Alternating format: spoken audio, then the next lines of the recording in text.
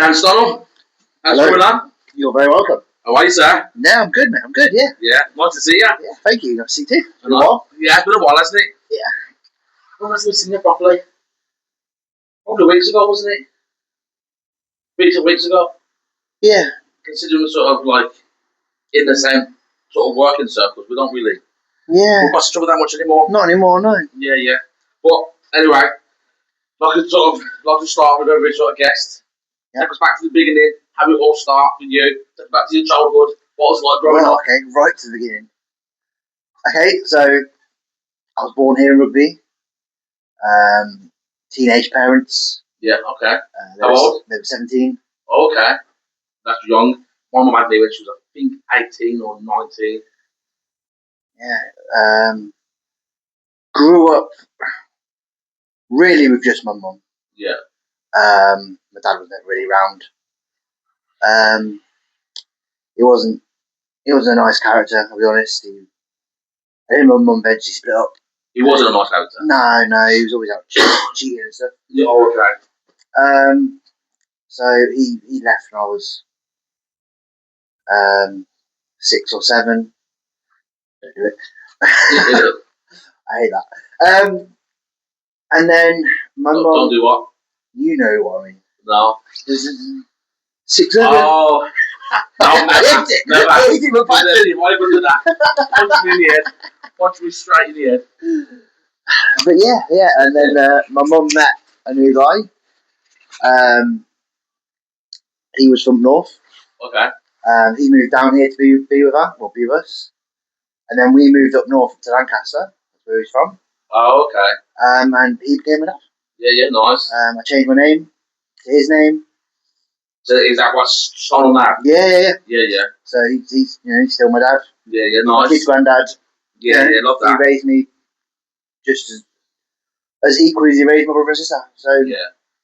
So how many siblings have you got? Well, mum and dad have got 2 others, and I've got 2 half brothers as well. That from your dad? Yeah. The one from the other block? Yeah. Yeah. Oh, okay. Do you contact with them more? The siblings I do. Yeah. Yeah. Okay. Yeah. But they live down south, right, south coast. Yeah. But one of my brothers, Jack, he was up a couple of weeks ago. Yeah. Okay. He came to stay the night when went out. Yeah. Because kind of I can relate to that a little bit, sort of. Whereas I wouldn't know my dad, but dad was sitting right across the room, and I wouldn't know who he was. Yeah. But then, so we was brought up as sort of just a single parent mom, and she was said to us, any man can sort of impregnate a woman and sort of make a baby, but not every man can be a father. Yeah. So kind of to your old man, to your dad, yeah, who's Mr. Stonall. Yep. Fucking fair play to him. Yeah, no, he stepped up. Yeah. And I'm not going to sit here and say he's perfect, because he's not. Who is? Exactly. And what does the perfect even look like? Yeah. I don't know about that, you may not fan, but right. But no, yeah, he was he's the reason I support Man United, to be honest. Oh really? Yeah, well, not many people know this, but when I was like a little kid, I supported Nottingham Forest. Because that's who my natural dad supported. Yeah. And then once, obviously, I changed my name and stuff, my dad supported Man United, so I changed. Yeah. When I was about 10. Or 11, 10 or 11, yeah. Before I started high school, I know that. Yeah. Actually, it was some holidays, I remember. Because I left primary school with my old name. Yeah. And started high school with my new name. Okay, so in a way, it's kind of like a bit of a fresh start, wasn't it? Yeah, it was like a rebirth. So yeah. Oh, okay, nice. So what was you like at school?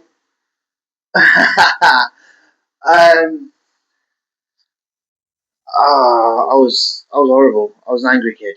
Oh, okay. I was a very angry kid. I look back now and I don't think I can even tell you why, really. Yeah. I mean, because that was going to be my next question. Would it be linked with the sort of the dad stuff, or no, or something else, or maybe it was like, because when I was in little school, I was always getting suspended and stuff. I nearly got kicked out of primary school in year 5. I hit a kid with a metal chain. Okay. You know, like the chaining things you get at pub car parks. Yes. One of them had fallen off. I jumped the school fence and went and got it. Okay. Ran back in the school, hit him with it. Yeah. Because he said to me about my mum. Yeah. Like, nothing major, you know what I mean? But, yeah. And they were going to kick me out, but that's when we moved up north. Yeah. So mum said, look, it's only got like a week left and then we're moving. So they agreed. Yeah. To not kick me out. But yeah, I moved up north. I was still the same. I just wanted to fight everyone.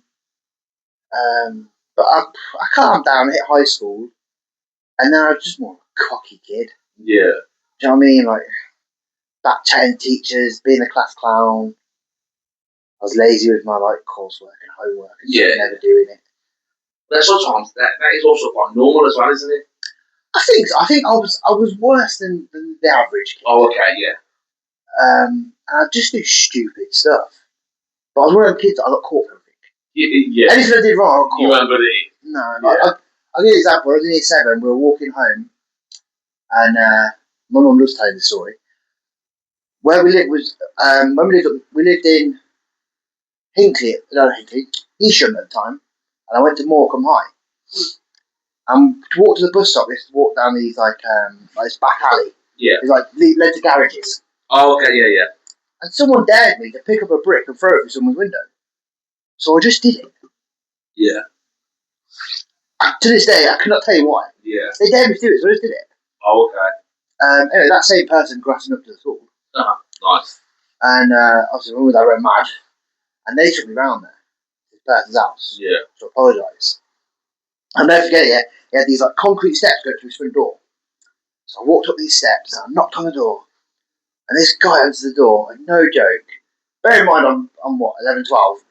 He was about 8 foot tall. He was wearing like the black leather waistcoats, covered in tats. I was like, oh my god. The worst answer probably. I felt it running down my legs, mate. And but you know what? He's a nice guy. Yeah. He's like, why'd you do it? I was like, I don't know. Someone dared me. I was just being stupid. I'm really, really sorry. He's like, my 3-year-old was in that room and I came through the window. Yeah. I was like, I'm so sorry. And he was such a nice guy. He's like, don't worry about it. It's all sorted. I was like, I'm going to pay for it. He's like, no, it's all sorted. Don't worry about it. Just learn from this. So I got back in the car because mum and dad stayed in the car. They got out with me. Oh, okay. So I'm like walking back down the steps. Got back in the car, and then I found out like months later they'd already been around to see him. They'd arranged it all. Oh, okay. So they knew I was safe and whatever. Yeah. But I didn't know that. But that proper shook me. That did. Yeah. But that's the kind of thing I did. Just stupid things like that. Man. Yeah. But then, see what your mum and dad done. Would you say that's good parenting? Yeah, definitely. Because I would say so too. Yeah, I definitely learned from that. Yeah, because whereas I think probably more so nowadays where maybe kids are a bit more protected and a bit more, I don't know, if you want to call it softer or I don't know what it is. But then to have you have that sort of real, raw feelings of thinking, shit, I'm gonna go knock this door and then seeing this 8 foot tall big stack geezer. I thought I was gonna die. Yeah, that and then is it important you sort of felt that sort of thing? What I've done is wrong. Yeah. So then that was your consequence, wasn't it, really? Yeah, it was, yeah. The same with, like, I remember being, like, a lot younger, like, 7 maybe, seeing a chocolate bars from the local shop. Yeah. And my mum caught me, and she marched me up to that shop and made me tell the shopkeeper what I'd done. Yeah. And I've never stolen anything since. Yeah. I just remember the shame. Yeah, but then that's it. Now, sort of, we're taught, sort of, kind of, we don't shame children, we don't do this, but actually, things like that make you sort of think, I don't want that feeling again. No, yeah. I'm never going to steal the chocolate bars again. I'm never going to throw bricks at some random houses, throw bricks through random windows again, things like that. Yeah. Oh, yeah, clear something up. Got it. So I'm a Brummie from Birmingham, proud Brummie. I work in rugby, and then some of the people from around there say, and I find it quite weird, or sort of a bit more American or Americanized, where they sort of say you go to first school, middle school, and then high school. A lot of people from around here have said that, whereas for me, first school and middle school. Yeah, for me as a Brummie, and to me it was always just normal until I found out about people from rugby. So we just went to primary school, secondary school, or kind of junior school, and then high school. Yeah, it's like, because most of them are split around here, I think, aren't they? It's infant, junior, high school. Yeah, because some of the people that I work with, they sort of say, yeah, we went to first school, middle school, high school, and that. Because when I went to school down here, I went to infant school, then moved across the road to the junior school. Yeah. Then when I moved up north to Lancaster, it was just primary school. Yeah, this is what I mean. Yeah. Yeah. Oh, okay. Yeah, first and middle. Yeah, that's American, isn't it? Yeah, that's what I said. But then a lot of people around here sort of said, "Well, that work." And sort of said, "Yeah, just I say it was for us, but it's a different school, isn't it?" Who was your role model growing up? My granddad. Your granddad. Yeah. Yeah.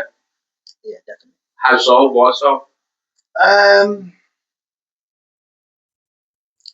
I've just always been close to my grandma and granddad. And when I was a kid, I used to spend every weekend around there. Yeah. I'd go down there on a Saturday. We'd go uptown. And my granddad was that kind of guy that he knew everyone. Yeah. Like me and my grandma would play a game, like we'd guess how many people to stop and talk to. Yeah, yeah. And it was always in the 10s, 20s, do you know what I mean? We'd always go to the same cafe, he'd always buy me a treat. And then he was like, he worked, like, was on the committee of like a social men's club. Oh, okay, yeah. So every Saturday night we'd go down there. Yeah. Play bingo with my grandma, I'd mess around with the kids down there. We'd walk back to theirs, he'd buy me a takeaway. Yeah. And then Sunday we'd either go fishing in the morning or sit and watch the football. Yeah, yeah. He was a massive Leicester fan.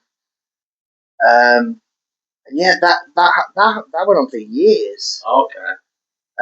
Even on my first job, which was glass collecting at the social club. Yeah, yeah.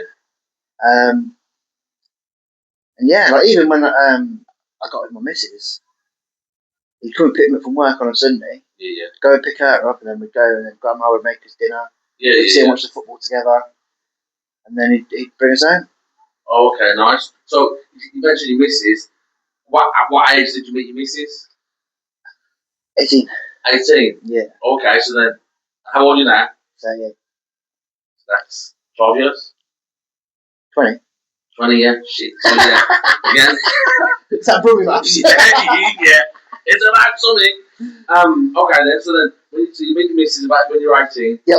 How was you then in sort of life and sort of mental state and things like that? Where was you at in the world? So I'd moved back to Rugby by then. I moved out with my mum and dad when I was 17. Okay. Because they'd moved to Blackburn, because they always go back up north. Yeah, yeah. And I just didn't like it.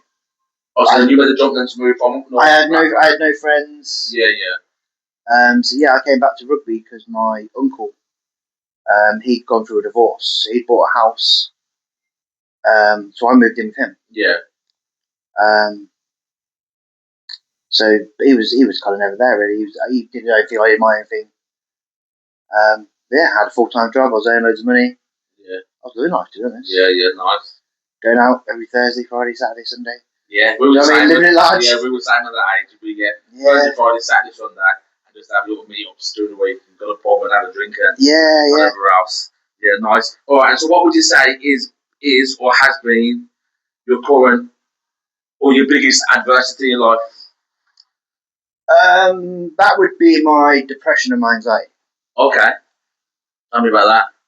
So I've always been kind of known as the funny guy, or the guy who thinks he's funny anyway. I've always been known as laid back and chilled out and to go with the flow. But about, what is it now? About 9 years ago now, I just had a breakdown. I remember I woke my missus up in the middle of the night. Yeah. She could tell there was something wrong with me. She's like, what's going on? And I told her I didn't love her anymore. Which is quite a big and brave step to do, isn't it? Yeah, yeah. Told her I didn't love her anymore, and I moved out. I went and stayed at my mum's. It wasn't true. Mm-hmm. In my head, I truly believed that her and the kids were better off without me then. Yeah. I can't tell you why. I don't know what caused it. And I was at home for a week. But the whole time I was there, she was nothing but supportive. My missus. She'd be ringing me, you need to go to the doctors, you're not right, you need to go to the doctors. So I went. And by this point, you had children? Yeah, we had four. We had 4 kids. Yeah, okay. So 4 kids, yeah. You're busy? Yeah, so the youngest would have been maybe 3. Yeah, okay. And the oldest would have been 9, 10. Yeah, yeah. So yeah, I went to the doctors. They diagnosed me with severe depression and anxiety. Um, Put me on a load of tablets. Signed up for counselling. I had to have daily check-ins. The doctor had to ring me every day to check in on me. Yeah. I was feeling very suicidal. And I just felt like the world would be better without me. Like Yeah. I'm not making a difference. Okay, so take us through a day or a time then where you sort of saying you were sort of you had sort of these periods of anxiety and depression.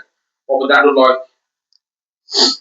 So the anxiety, I remember the first anxiety attack I had was in Asda. Just after I'd been to that doctor's appointment, I went in Asda to get my prescription. I was in the middle of Asda and I suddenly froze and I couldn't move. And I just felt everyone was staring at me. Mm-hmm. And they all knew that I was depressed. And they were all judging me. Yeah, yeah. And it felt so real. Like in a bit of a fishbowl. Yeah, yeah. And I called the wife and I said, "Look, this is going on. What's going on? What's happening to me?" And she calmed me down. She talked me through it. She stayed in the phone with me till I got out. And then that kept happening places. So then I moved back. I realised that I needed to be at home. Mm-hmm. I needed her. Yeah. She was the one to help me get through this. She was like your pillar of strength. Yeah, yeah. And I said to mum and dad, like they were great when I was there. Yeah. Just different. But I just realised that I told her I didn't love her and her, and I didn't mean it. Yeah. And she didn't even hate me for it. Yeah. She still loved me. She still supported me. And I was like, hang on a minute, I've proper messed up here. Yeah, yeah. But I then went home and I didn't go out for 3-4 months.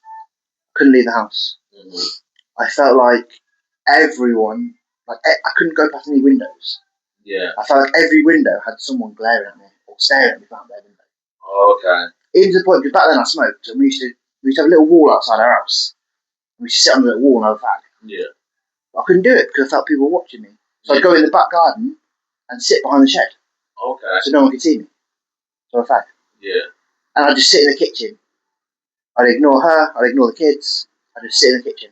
Yeah. I'd get up to the kitchen, go there. And that was my life for like 3-4 months. I signed off work. And yeah, just gradually I kind of came out of it a bit. And that's actually where the hat wearing came from. Okay. It just, wearing a hat out just makes me feel a bit safer. Makes me feel like enclosed and safe. Yeah, yeah, yeah. Which, I don't know. But yeah, so I wear a hat everywhere now. I think I can sort of see that. Cause again, I wear, especially in the winter, I've always got a woolly hat on and normally a little bobble on top. But then you with a cap on, do you think it could be something like, I feel like I'm sort of in shelter and sort of indoors and kind of protected and... Yeah, it's definitely just a peak, yeah. Yeah, yeah. Wearing like a hat like yours doesn't do anything. Yeah, because even maybe just, you can see this, it's like a bit of a shelter maybe and... Yeah. I don't know. Yeah, it's weird, isn't it? But yeah, just since then I've just wore a hat. Alright then, so I kind of push you a little bit here. Okay. So then, because of what we do for a living, and we kind of sort of try and understand behaviour and where it comes from and why it's there, and how it comes out and how it presents and how it looks when it presents itself. Where would you say it comes from then? Because can anxiety and depression just spark out of nowhere, or is there like a root cause? This is what I'm trying to say. I do, and this is something I've been working on for years because I don't really know. But one thing I thought of is when my granddad died. Mm-hmm. Okay. Who was your role model? Yeah, he was my hero. I don't think I processed that. Yeah. And the other thing is, I wouldn't talk about feelings, emotions. Yeah. Yeah. It wasn't me. Because I think we're probably one of the last generations. How old are you? 38. 38, so yeah, I'm 39 years young. The last generation, or close to it, where it was like, man, don't talk. Yeah. We're going to go for a drink.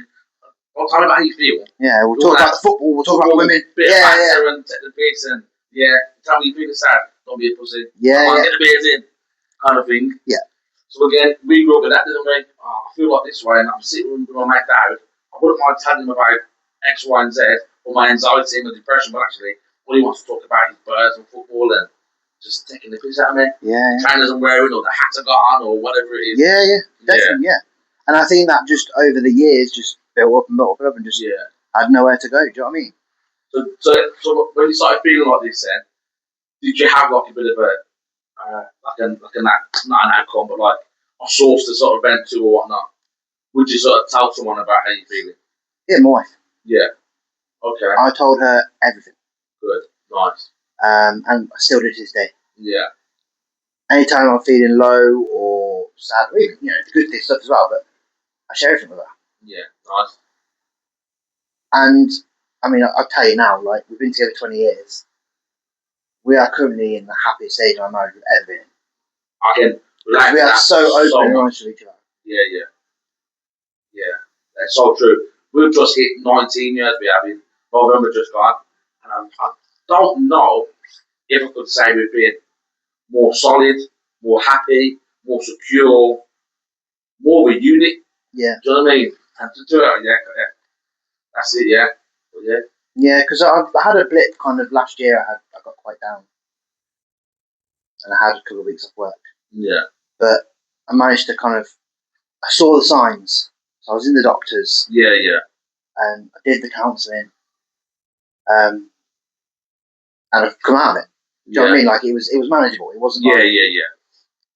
There was no... It wasn't suicidal. It wasn't... I was just feeling a bit crap. Do you know what I mean? Yeah. So then what's the difference then? Feeling a bit crap and just a bit like that. No, I'm not on it today. To being sort of depressed and highly anxious. Because then there could be people watching this, or there's people just out there kind of could they be depressed?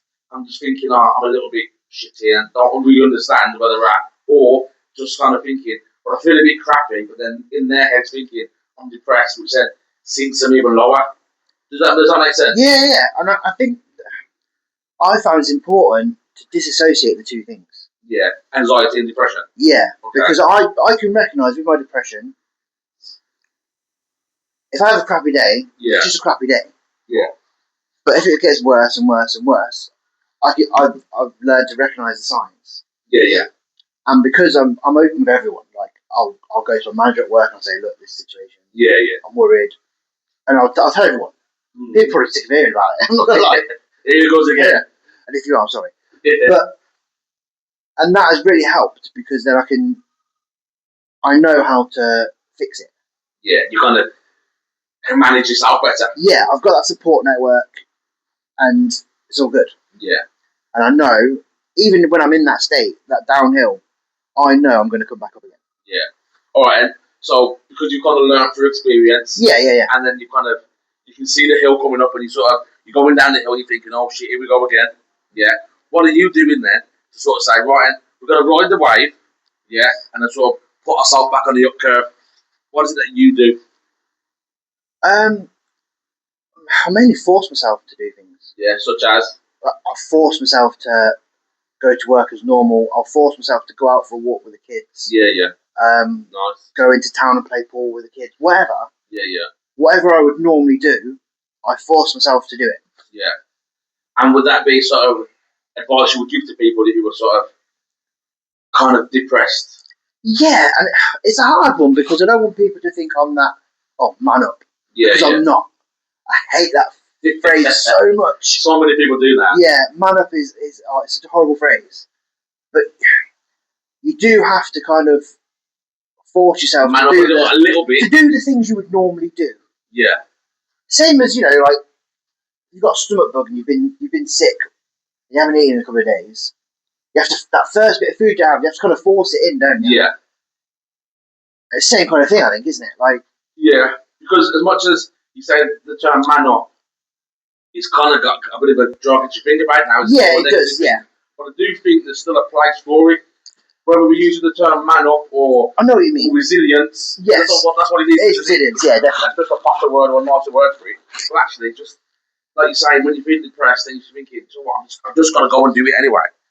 There's something really in that, because I think staying in bed with the curtains closed and swallowing in your self-pity, not even self-pity, that's probably the wrong word, but like thinking, just keeping all your thoughts internal. But actually, it's proven that being outdoors, greenery, sunlight, vitamin D, seeing people, it's good for you. Do you see what I mean? Yeah. And I think, like, as well. Sorry, and then even that sense of achievement. Do you know what? I didn't feel like getting out of bed today, but then do you know what? I did. That's what I was going to. That's what I was going to say. Sorry, it's the word. No, it's all good. But like, what else was I saying? I think it's the fact that as well, like you say, like sitting in bed with the curtains closed or whatever. The longer you do it, the harder it is to pull yourself out of it. And I think that's why you've got to force it. Like, if you need the break, have the break. Yeah. But set yourself a target. Yeah. Like sort of workable, winnable targets, isn't it? Yes. For example, if I set a target up, I want to get a 6-pack in the morning, no chance. But whereas if I sort of said, actually, you know what? I want to brush my teeth at 7 o'clock in the morning. Yeah, exactly, yeah. Just have that small bite size. Yeah. And I said this to people like I've sort of said, that I've kind of seen the thing is, you want goals and small goals, and then so then you can tick them off each day by day. And whereas if you had a list of 10 goals, and you can tick off 7 out of them, and even if it's brushing your teeth, making your bed, and then I've kind of said to someone in the past is, if it's getting up and brushing your teeth and making your bed, that's 2 victories today. And no matter how the rest of your day goes, you've got 2 wins. Yeah, and that can't be taken away from you. Yeah, exactly. And I mean, I went to a concert last year. Yeah. In Tottenham Stadium, 80,000 people. Wow. And I've never felt so like proud of myself. Yeah. Who'd you see? Post Malone and Jelly.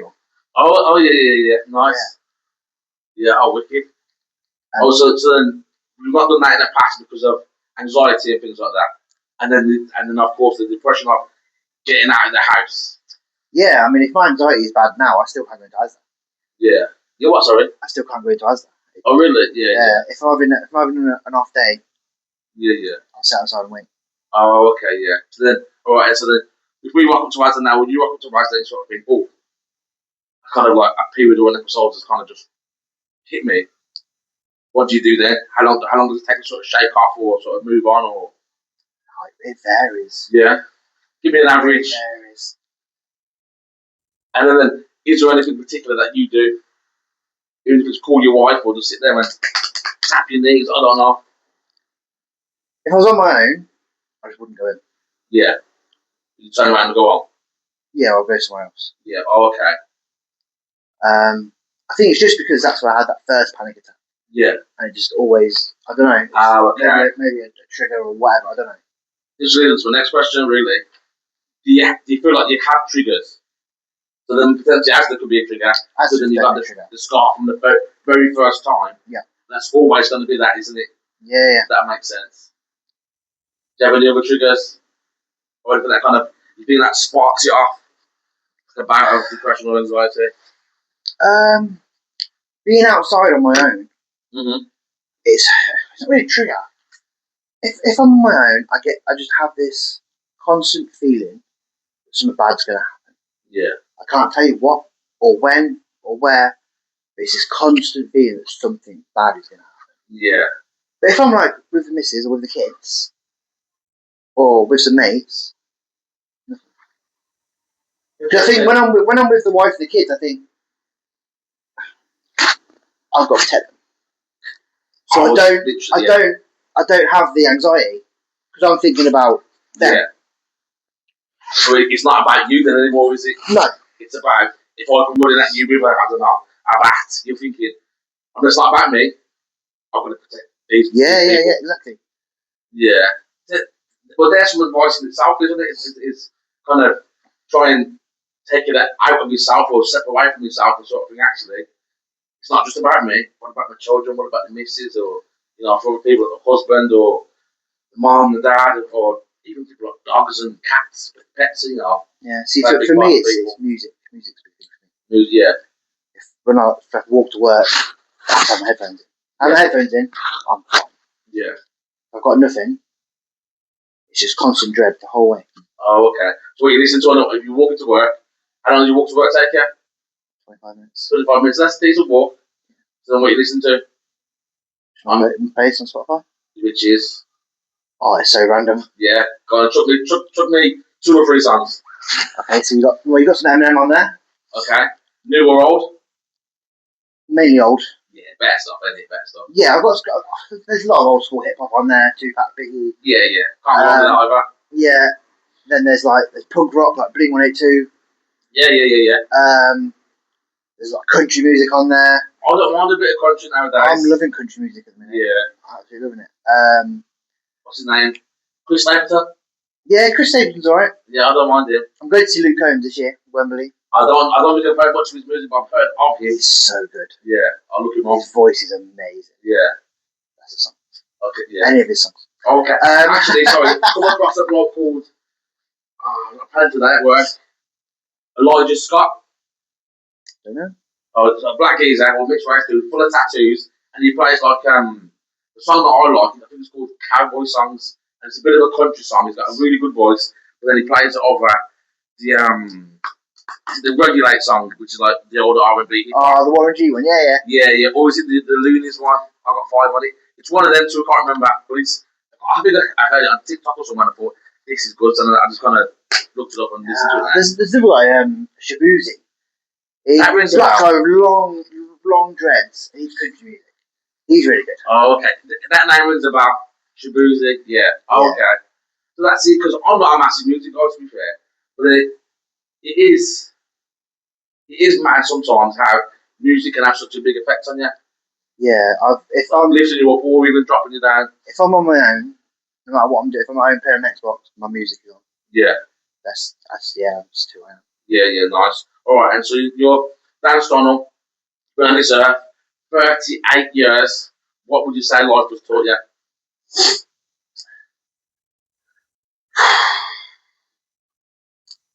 Always be open and honest with your loved ones. Yeah, nice. Yeah. It's true though, I think, because it's probably something that I've struggled with at least many years ago. And actually, you ain't carrying that sort of burden, are you? That sort of big sort of monster in your back, or that big weight on your back where you're thinking, dragging it around all day, every day, actually. Just let it go. Let it go. And you'll probably realise that people aren't judging you, people aren't watching you, and actually, you miss your family, loved ones, still love you for you. Yeah. You know what I mean? So, yeah. I think I would sum life up in 3 words. Go on. Live, laugh, love. Ah, nice, I like that. Yeah. Simple. Live, laugh, love. Okay, so we're from different places. I'll say laugh and love. Laugh? Laugh, yeah. That's for posh people. I'm a posh brewery, you know. Yeah, never. We're going to let a posh brewery. But we are salty, good people. Alright, and so, what would you say the best advice you've been given? Oh, best advice I've been given? Probably the same thing. Go on. Being open and honest with people. Yeah, alright then. Talking, a problem shared, problem halved, that's... Yeah. Alright, and so I suppose the same thing kind of interlinks. So, what advice would you give to someone who was struggling? It may be the same answer, I suppose, but... It is the same answer, yeah. Don't struggle alone. It doesn't work. Yeah. It doesn't work. So confide in people, talk to people. Yeah. Use your network. Even if you don't think you've got one. These people like that, what he said. If you're vulnerable with people, they will become your network. Yeah. They really will. Nice. And the thing is, even if you don't have sort of lots of family and friends, there's loads of sort of men's groups and different forums and support groups out there for many different people, isn't there? Yes, it's getting there. Yeah, it's getting there. It's better than it was. Yeah. Yeah, fair enough. So, and I think you've kind of covered this as well. Do you have a favourite quote or saying? Yes. It's actually my wallpaper on phone. I always write it down like this. The happiest people don't have the best of everything. Yeah. They just make the best of everything they have. That's a good one. Isn't it? Happiest people don't have everything. No, don't have the best of everything. The best. What make the best? They make the best of everything they have. I like that, and it's so true because I think I've seen. I don't know if it was like a YouTube short or TikTok video or something like that. It was like a scripture, and it's talking about how this rich dad took his son to where he grew up and was poor, and he was sort of kind of, I don't know, run down or whatever, and looked a bit rough. And then when he got back to sort of, their mansion or their sort of nice place where they live, he said to the son, "Look, I took you there, just wanted to sort of see how the other half live and kind of how I've worked hard to get you what you have and what we have and things that we have. What did you sort of recognise and learn from that?" And then he said that I noticed there was a lot there when he was outside playing and then when he was happy. Yeah. Then he's probably at home in his big house or his mansion thinking, "Well, I've got a PlayStation and an Xbox and a nice car to travel in." I'm sure that's a Fresh Prince of Bel-Air episode, you know. He might be. I'm sure it is. He might be. Yeah. Uncle Phil, bless him. Yeah. But then I know you wanted to come on as well and talk a lot about sort of mental health. Talk to me about this because this is something that I'm quite passionate about. Okay, so when I had my kind of episode, if you like, last year, yeah, I got counselling through work, and I got like 8 free sessions. Yeah, and they were good. Through work. Yeah. Oh, okay, that's good. Yeah, that's really good. And it was on the phone, and the woman I spoke to, she was really good. Yeah. And she really helped me work through a lot of things. Yeah. And anyway, we came to our last session. I was like, what can I do now? Can I get more sessions? And she's like, unfortunately, not through us. Yeah. But there's places in your area. Just Google it. So I had a look, and there's quite a few groups, but there's nothing for men. Yeah. Unless you are a drug addict, or a woman. Yeah. There was nothing really in this area. Yeah. There was maybe the odd one that I couldn't get to because I drive. I know there was one that they do like walks around and stuff. That's right. Yeah. Weekend walks. Yeah. So I think there is, and also ones who've done stuff around here. I'll find out what it is for you. Yeah, carry on. Sorry. And I just thought, why? Yeah. Why isn't there a group where I can just go and sit somewhere with a load of men, just chat, hang out? Yeah. Why isn't that a thing? Yeah. And I'm not against any other groups. Yeah. Whether you go for abuse or drug issues or alcohol issues, whatever. You do need them groups. But what are my issues? Why have I got somewhere I can go and just talk to people that understand what I've been through? So like a depression group and like an anxiety group. Yeah, or even just like a friend group, really. Yeah. Do you know what I mean? Like just people that meet up in a community hall, in a pub garden, whatever. Yeah. Just to chat with. There's no judgment. There's no. Yeah. But you know what we should do, or you should do, or we should do? Set one up. Well, yeah, that's what started going through my head. Like, I wanna be there for people because when I first went through it, I didn't have a clue where I could turn. Yeah. And that made it worse. Yeah. And do you know when you start getting into the stats and things, you start looking into it. Yeah. And it's so shocking. Yeah, it's true. Because again, I think we've gone through that sort of era where men don't cry, men don't talk, men just should man up and get on with it. But actually, it's not the case. Men do cry, men do suffer, men do hurt and struggle and can't sort of do certain things. And then the thing I kind of got to be in my bonnet about was, you see on like, I think ITV did it in the ad breaks, they'd advertise, let's talk. No. Yeah. Let's stop talking, let's start doing. Yeah. You can say, oh, yeah, men talk. Where? Because men don't know where to go. Yeah. Because, I'll be honest with you, mate, because I got married young and had kids young, I haven't got many friends now. Yeah. Because obviously they all weren't married and had kids, they were all going out still, and I couldn't be doing that because I had a family to look after. Yeah. And now, obviously, as we're growing up, they've now got young kids. So I don't go out much. I don't have many friends to go out with. I literally go home and go to work. Yeah. So where can I turn? I can talk to my wife, of course I can. Talk to her about anything. She's amazing. But there's certain times where you do want that man connection without. Yeah. I want somewhere I can go and say, oh, watched football last night. Good, wasn't it? Yeah. Oh, I had a bad day yesterday. Yeah. Do you know what I mean? Like, without the purity. Yeah. Yeah. And that's why, like, I created that Facebook and Instagram group where I wanted somewhere for men to be able to come and say, I'm lonely. Yeah. And what's it called? Can I have someone to talk to? Groups. Guardians of Sanity. And they're on Facebook and Instagram. Facebook and Instagram, yeah. Yeah. I'm trying to be more active on posting on them. But yeah, I just want a safe space, if you like. Yeah. Where someone can come on and say, oh, I'm struggling. Mm-hmm. Or I'm going through this. And other people can say, do you know what, I've been through that. Here's what helped me. Yeah. Do you know what I mean? Because I'll be honest, before I went through it, I thought depression made me just got a bit sad. Mm-hmm. I didn't see a big deal in it. Like, okay, you're a bit sad. Why not going to work? Yeah. Do you know what I mean? That kind of, because I didn't know anything about it. Yeah. And then I've gone through it and I'm like, it's horrible. Mm-hmm. The amount of thoughts and stuff that have gone through my head is unreal.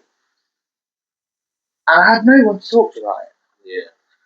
I seen an interview with Jim, I think it was Jim Carrey. He said, depression is your body saying, I don't want to play this character anymore. I need deep rest.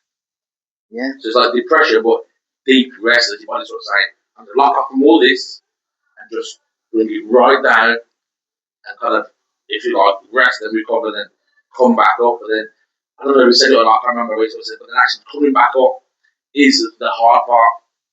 Yeah. Yeah. And like you say, it's the whole stigma around that men don't talk and whatever. It's what causes this high suicide rates. Yeah. 75% of suicide in the UK. That's quite an alarming statistic, isn't it? Yeah. And it's not just the UK, it's the world. Yeah. There was one I read about America where they've got, I think it's 300,000 people diagnosed with schizophrenia. Right? It's the biggest disability payout in America. Yeah. 90% of those under 30 are men. Yes. That can't be a coincidence. Yeah, I wouldn't say not a hotbed, but like it's between 18 and 29 or 30 or something is sort of the purple patch or the streak of where men sort of do it. I don't know the numbers exactly, but it's around. Yeah. They show a lot less symptoms. Yeah. It's their hard out. So why do you think it is the stat of men, 75%, if that's what it is, so hard to women? Because when you talk. Yeah. So as soon as I said it, I thought to myself, that's what it is, isn't it? And I think that's what frustrates me, it's that simple. Yeah. Because you don't always know what it is, actually. So when women talk, they're so in each other. Yeah. They sit facing each other, their eyes are so locked in and things like that. And you kind of think, I look to like my missus and her friends or just women in general, and I think they really are taking and absorbing each other's sort of conversations, words and feelings. And I think probably men don't do that enough, or actually we might do that, and then my natural point is sort of you took some like a feeling out my way to sort of say, let's talk about stress, work, life, children, relationships. I was going to go back it off. Yeah. Whereas women sort of say, oh my God, they're a bit more empathetic of each other. They won't give all my answers either. But you ask me how I am. Yeah, I'm fine. Do you know what I mean? Like, I don't think about how I am. That's just my natural answer to you. Yeah. But women will say how they are. Yeah. Or if my missus goes out with her friend, she'll come home, she'll tell me how her friend is, how her friend's husband are, what their kids are up to, and all this. But if I went out with you, I go home, she'll go, oh, how's Steve's missus? Do you know what I mean? Like, yeah. I didn't know it was his. Yeah. It's true. It's true. Or we just stay on the surface. Yeah, mum used to say to me, tell Martin, for example, I said, love. So the times I love, yeah, well, I lied to her, I was going to say, oh, I forgot. Because as soon as I left and she said it, I'm not thinking to say to her, oh, by the way, which is a nice message. Yeah. You know, mum says hello, and it gives you a nice feeling. Yeah, it's mad, isn't it? How these little tricks and traits and tweaks can make a bit of a difference. Yeah. Yeah. Yeah, I'm sure there's women out there that don't talk, but yeah, of course. As a general, they do tend to talk more. Yeah, and do you know what I'm quite a bit of a passionate thing about is dads. I'm a proud dad. I'm a great dad. I'm a active dad. You know, I've made these children. Yeah. So they're my responsibility. I have a duty, and I think sometimes dads probably don't get the recognition they deserve. No. I don't think he gets spoke about enough the importance of a dad role. I remember that, and I think I went through heartache and certain feelings and emotions and life lessons, making mistakes due to not having a dad. Yeah.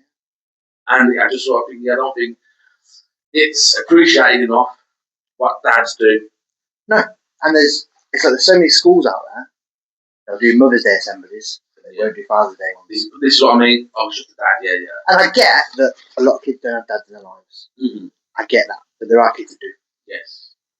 But actually, also, if we're promoting this as well, positive dads and good dads, is it kind of naturally going to be that sort of snowball effect of more dads?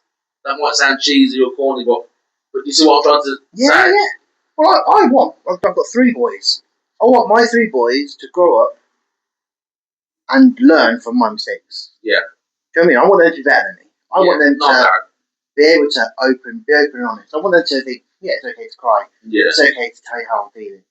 And they're generally pretty good at it. I mean, my oldest is 18 now. He's a man. Yeah. And he will, if he's sitting down, he will tell me. He will tell his mother. That's really good. Because he has seen what I've been through. The missus been through her own stuff as well. Do you know what I mean? And I just think I want to pass that on to as many people as I can. Yeah. It might sound corny, it might sound hard to do or whatever, but do it. Yeah. Just do it. Yeah. But then, do you know what as well? Let me ask you this. Go on. Do you think we can read depression and anxiety and different emotions or kind of bad times and rough times or sad times, whatever you want to call it, resilience, adversity, in others? So, for example, we're sitting down now, and, we know each other well enough. Yeah. Should we be able to sort of recognise, can I see him and you sort of thinking, oh, Dan doesn't seem right, or you see him and you sort of think, Dan's a bit off today, not really like this. That's a hard one to answer it, because people can get really good at hiding it. Yeah, because, and you are bang on, because up until recently, when we've been chatting, I would have never guessed you've had depression, anxiety, been suicidal. I know you as, Big Dan, kind of the cheeky chappy who'll tell you a joke and he'll see you and he'll take the piss and kind of, I suppose the stereotype of hide behind the jokes. Yeah. And I was been like that. But actually, sometimes that's what I mean. Do we take that at face value? Or should we? Because you come in and told a few stupid jokes or been a bit funny or been a bit cocky and whatever you are, then actually should be thinking, is he actually alright? I think it depends on the person, isn't it? Like some people are more intuitive than others. Yeah. And again, women are better at it. Yeah. Like there's certain women I work with. I can walk in the door and they're like, "Are you okay? Yeah. Do you want to talk?" And I'm like, "What? How do you know?" Yeah. I walked in, smiled, and you're like, "Can you have a chat?" Yeah. Well, language is a big thing, isn't it? My missus is the same. I can open my eyes in bed and she's like, "What? I've shut my eyes. How do you know this?" And then also, I think that I do believe every person carries like a certain aura. Some are bigger than others. Yeah, sort of a vibe definitely. Feeling. And I think people connect through, not just physical. There's like a spiritual balance or a spiritual connection. Yeah. Because have you ever met someone where you sort of thought, talk for fucking hours. Yeah. Yeah, and then he's just like, we're just kind of just sitting there, chopping the shit, and it just feels okay and natural. And they're pretty sort of new or strangers to you. And again, I think that's just not because I've known someone, because you've just met. So again, it's that deep back connection. You get that. Yeah. But it's the same way around, isn't it?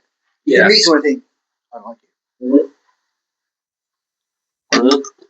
And then it turns out, they're a Liverpool family, and you realise what? Yeah. Yeah. But again, that's it. Instincts, isn't it? Sometimes you kind of, I've not there's nothing wrong with all that. Thinking, I've met him, it's nice for that. Not for me. I'll have a drink with him, I'll have a quick beer, or a cup of coffee, or a chat at the bus stop, or at work in the office. But then, that's it.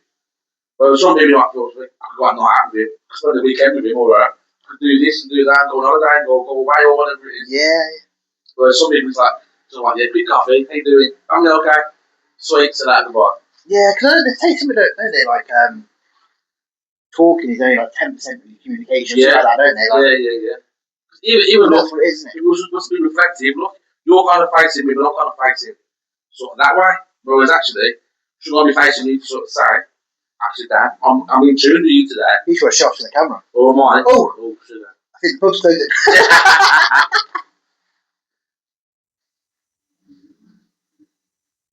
Oh, that's a nice ambiance.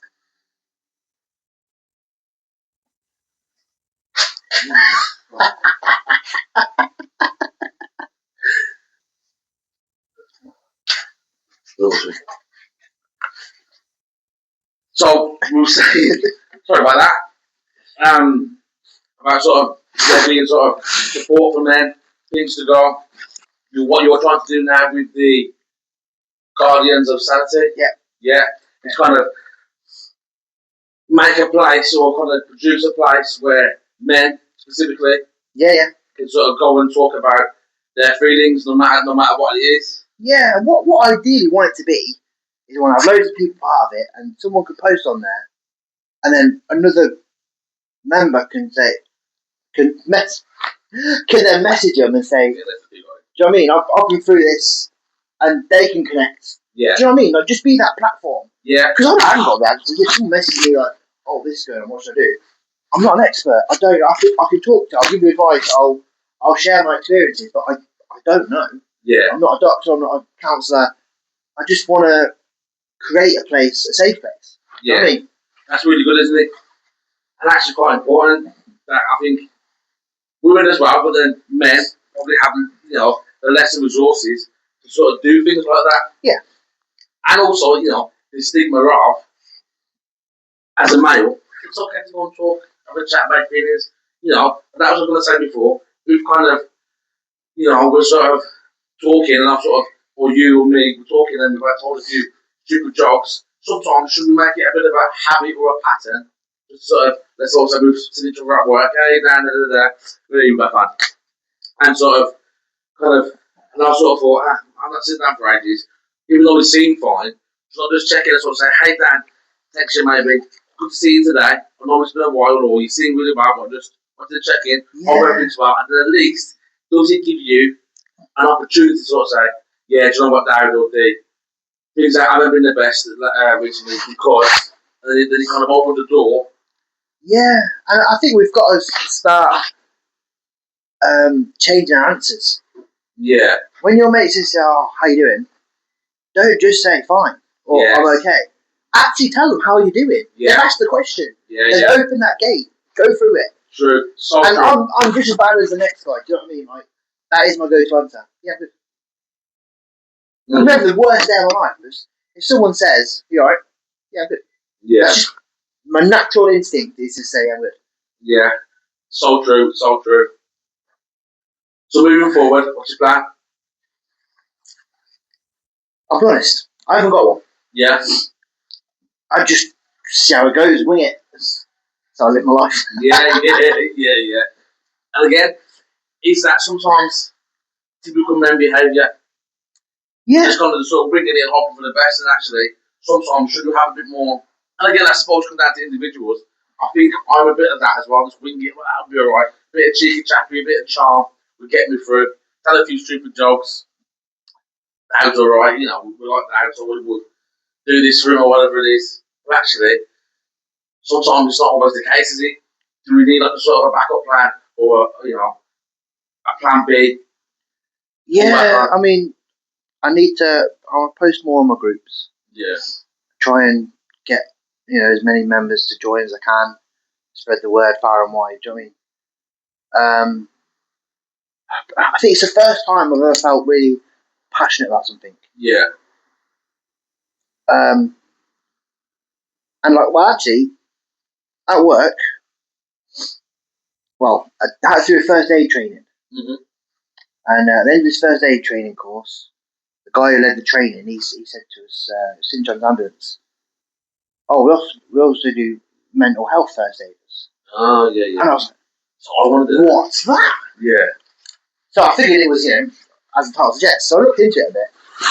And then I ended up creating a little presentation about what a mental first aider is, mental health first aider, what they do, how they benefit where I work. And I sent it all to the head office. And they actually came back to me, we think this is a great idea. We're going to have a chat, we're going to have a big meeting about this. Yeah, yeah. We're going to see if we can implement it across the company. And I was like, yes. Oh, okay. Well, finish, because I got some for that as well. So I don't know what the outcome was, I'm not lying. I don't even started the meeting yet, but I had different people along the way join the email saying, yeah, we're going to have this meeting. It's going to go to this meeting. And now, now it's going to this meeting. Now it's going to this big meeting. So it has made traction. And even my deputy manager, he's gone out and I think he's finished now. He's gone and got it done himself. Oh, okay. Because he really liked the idea that much. He's gone out. Yeah. And that, I just felt so proud, like, I've made a difference. Well, I can't say it come from you, because obviously we work for the same organisation. But what I can say is that potentially did make some waves, because it got over to us. And we was first told, part of the SLT is going on, mental health first aid training. Then we don't know whether it's going to be the SLT, the team leadership team, or members of staff. Because here we go again. I think there's an argument for the SLT, but I think actually, if it's amongst the sort of the core staff team, would that be better for everybody else? You see what I mean? I think so, because the core staff team are more readily available. Yes. But I also think it's important for SLT, because they can look after the staff. Yes. Yeah, totally agree. Because when it was put to us, I mean, like yourself, I was like, yes, this is right up my street. I'm in. Yeah. Yeah. So good, yeah. And again, should this be really and truly something that's mandatory in if not most all organisations where again that's also what we do, we have to be first aid trained. But actually, shouldn't it be we have to be mental health first aid trained? I'm a big believer in my big passion is the staff. We look after the children, but the staff, because again, who looks after the people? Who looks after the people? Exactly. This is what I mean. Yeah. And I know it's saying for you, you deal with a lot more mental health issues than you do physical issues. Yeah, exactly. And again, sometimes are we even equipped enough for that? Or in terms of the children, I would probably say so. Or we cover a lot of bases at least. But actually, what about for each other? Because in our line of work, you do form good attachments. Yeah, you do. You spend hours and hours with people, don't you? Yeah. It's knowing how to deal with it at the time. It's also knowing how to guide someone out the other side. Yeah. It's all right. Someone coming to me, oh, this is happening. Yeah, I'll help you out there. What happens after that? Yeah. How do I stop that from happening again, or how prevent that from happening again? Yeah, so true.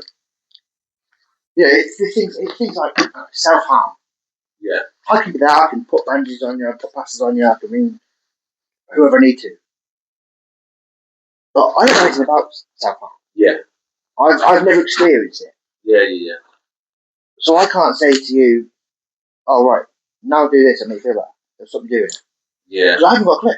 That's it. And even, because that's very true, but even steering away from certain things to say, or exactly. even language. Exactly.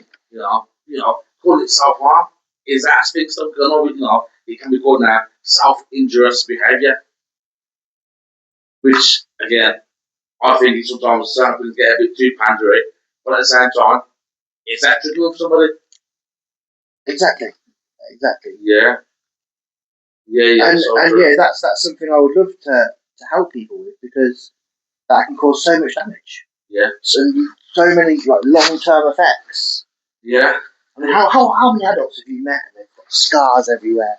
Yeah, loads. And where was that help when it was happening? Yeah, it's so true. Because again, because of what we do as well, I think we pick up on it more. Whereas I could be getting served by a man or woman in Greg's, for example, and I'll see certain cuts and scars or whatever, and I sort of think, oh, they've had some struggles with self harm and whatnot. Whereas sometimes the average person wouldn't know that. Well, again, or even should it be like mental first aid out there for the public? Should the government be putting on, I don't know, free courses in every city?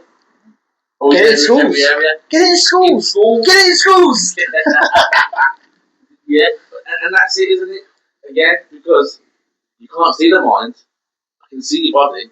Exactly. I can see if you broke your arm, but I can't see if you broke your heart or broke your mind. Exactly. Yeah, exactly that.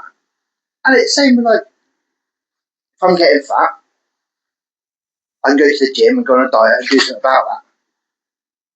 If this is getting broken, what do I do? Yeah, this is it. What is the gym for my mind? Yeah. And I just think we don't know enough about it. Yeah, so true. And I do think we do talk about it, but so much of it is brushed off. Yeah. Please go to the gym. I do think the gym has massive impacts on the mind. You got your dopamine and things like that. But then, again, it doesn't fix it all, does it? No, I started going to the gym last year, and I did find it really helped. But it set my anxiety off too much. Oh, okay. Being in sort of public places and things like that. Yeah, being surrounded by people. I felt it was doing more harm than good. Yeah. And it also can depend on the gym that you go to. Whereas if you're going to a bit of a bodybuilding meathead gym, is that going to make you more conscious, or like a bit of a more of a glamorous gym? But like, I train regularly, but then it's just in a leisure centre. I'm training next to bloody Dorothy. Yeah. Some old bird or some taxi driver or normal people. Well, there's no one's in sort of crazy insane shape. Yeah. But you see what I mean? Yeah. Whereas you're kind of a bit more around normal, like-minded people, rather than going from one spectrum to the other or one extent to the other. Yeah, but I think for me as well, like going to the gym, because I don't drive. Yeah. I'd have to get the bus there first. Yeah. So that all added to it. Extra effort, isn't it? Yeah, but like this year, I've kind of changed the way I'm eating. Yeah, which plays a massive part. And I'm not dieting as such, but I'm having a lot less red meat. I'm not having crisps and sweets and chocolate or whatever. I'm having more vegetables and fruit, and it's made such a difference. Yeah. And I know, doctors told me that in the past, and I've always thought, what I mean, it can't read. And honestly, it's made such a difference. I feel every time I meet someone that knows what I've been going through. Like my mum came down to see me yesterday. I hadn't seen her for a few weeks. She went, "You're glowing. Like you look so good." Yeah. And it's just like I can't believe how much of a difference it made. And that little bit of consistency, isn't it? Yeah. I just do things like switching from bacon to turkey bacon. Yeah. Mhm. I mean sourdough bread instead of normal bread. Yeah. Just things like that. Just try and make a lifestyle change rather than a diet. Yeah. And I've always said this. I'm never going to be on a diet. Never ever. I've just got to tweak lifestyles. Yeah. Because that's where you make the change. I'm not going to deny myself the odd treat. Yeah. Especially when it comes to crisps. I love crisps. I love chocolate. I probably eat chocolate every day, but I'm turned to now. Like the rice cakes. I have like 2 little rice cakes of an evening sometimes. With covered in chocolate, like sort of the way that chocolate on.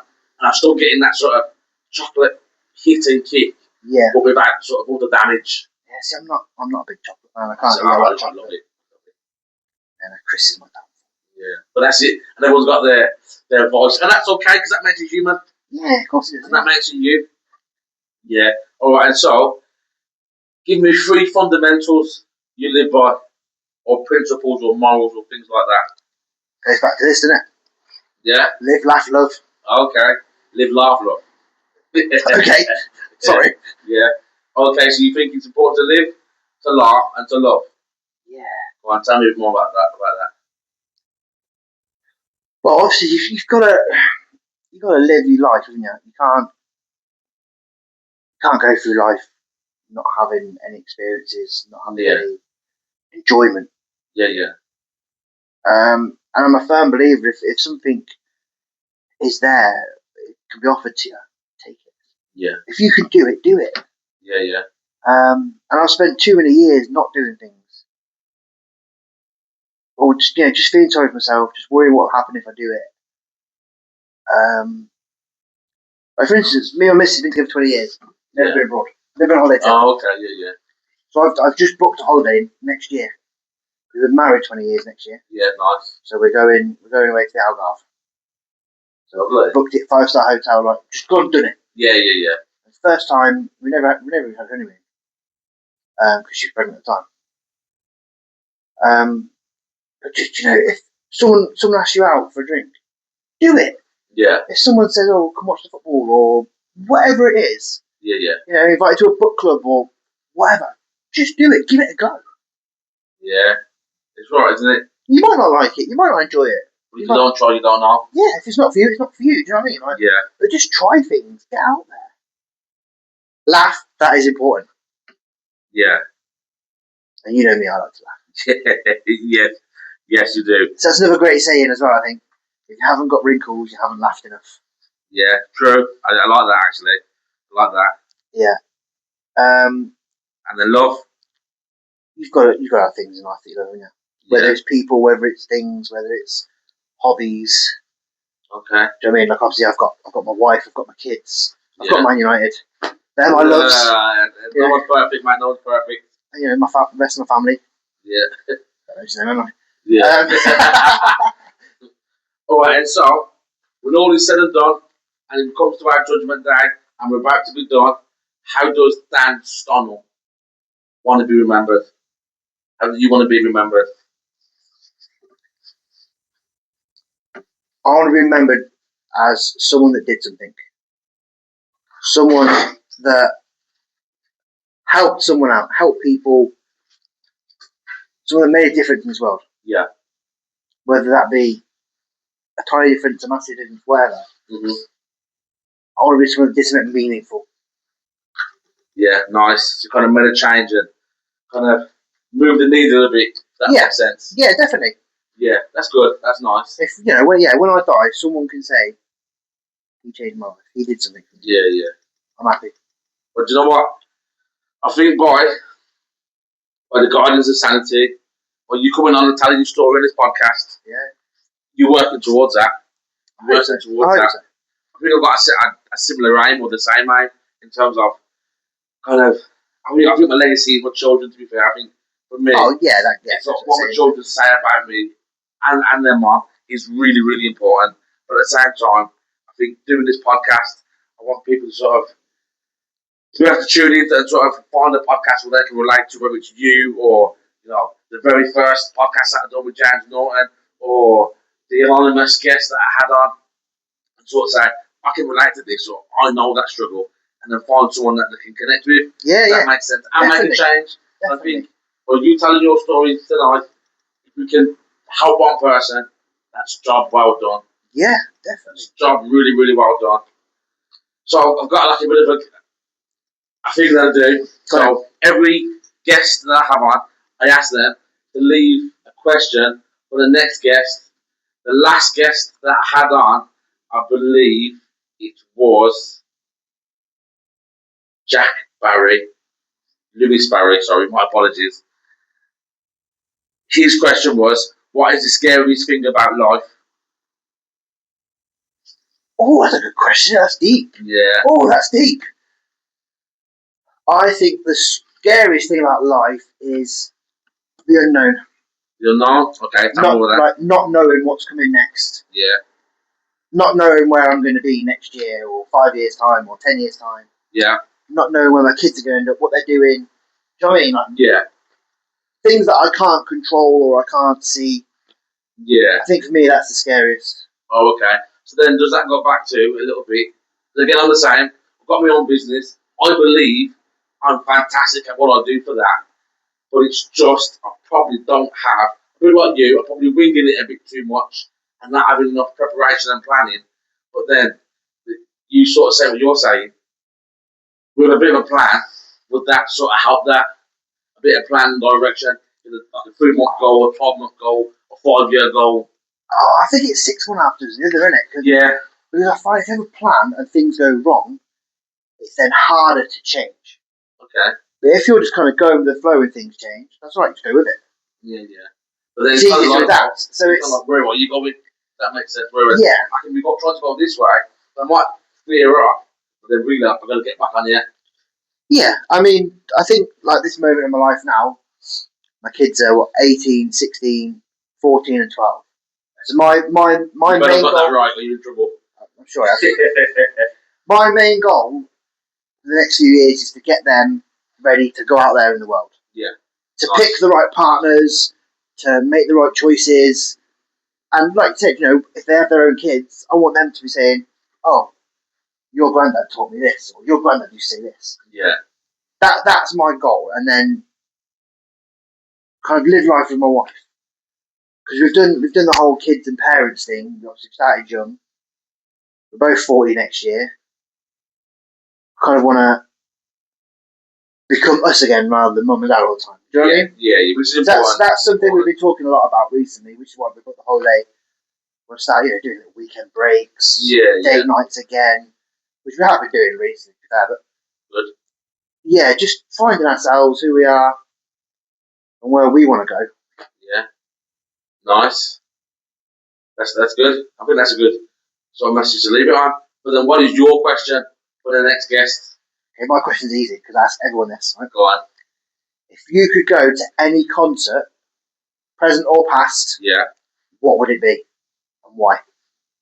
Okay. If you could go to any concert, past or present. All right. And so when the people ask the question, they always put it back in their lap. What would you do, or where would you go? Live Aid. Live Aid at Wembley, 1985. Is that? That's right. Got no idea. Got no idea. Then the one was like, I'm getting my head wrong. Mick Jagger and all that. Bono and is it? Bono was there. Yeah. You two. You two were there. Queen. Queen. Bowie. Yeah. I don't mind a bit of Bowie. Queen. Yeah. My youngest son, because of his autism, he gets kind of fixated on things. And he went for a period where he was obsessed with Queen. Yeah. So I've seen the Queen film about many times. Bohemian Rhapsody. It's brilliant film, to be fair, yeah. I didn't realise he was an Asian man.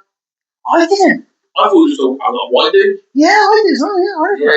What the hell's going on here? But yeah, and he watched obviously those YouTube videos. And he used to watch the whole Live Aid concert. It's all on YouTube. Yeah. I just thought, that looks amazing. Imagine being there. Yeah. I think, that's because there's so many global superstars played there. That'd be the one for me. Yeah, nice. Just to experience that. Yeah. Why you? Oh, me? Ooh. I'd probably have to say, I like magic music, but I'd probably say if Michael Jackson. I love Michael Jackson as a kid. Loved his music, loved his dancing. To me, in my head and my heart, he wasn't a wrong'un, he was a weirdo. I think there's a difference. I completely agree with that. There's a difference. Completely agree. So I mean, yeah, he wasn't a wrong'un, he was a weirdo. But he's a great example of a kid that was severely traumatized, grew up and had no one to talk to. Great shout. It's so true. And all he was doing was reliving his childhood, wasn't he? But because he was an adult, or at least he had a man's body, he looked like a weirdo. Yeah. Which he was. Yeah, of course. But I don't believe he was wrong. No, I don't think he was either. Yeah. But that's a good shout, huh? Yeah. Michael Jackson concert would have been amazing. My favourite probably Michael Jackson song would be, there's a couple, like Siberian Girl, like Leave Me Alone, like I Love Beat It, Dirty Diana, obviously Billie Jean.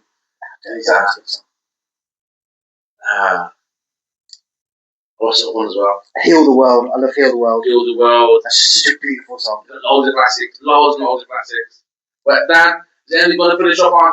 Or you want to talk about anything we haven't spoke about?